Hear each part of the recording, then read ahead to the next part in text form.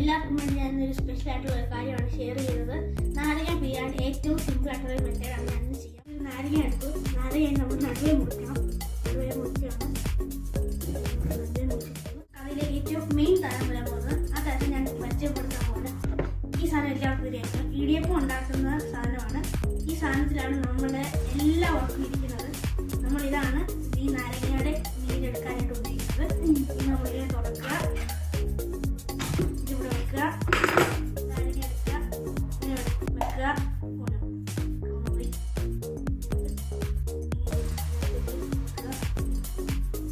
ഭയങ്കര പാടാണ്.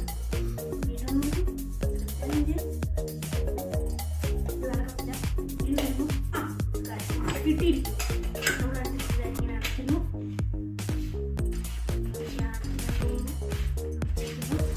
ഇതൊരു ഗ്ലാസ് ഇതിലേക്ക് പിടിച്ച് കാണിച്ചു നമ്മൾ ഇങ്ങനെ കറക്കുക.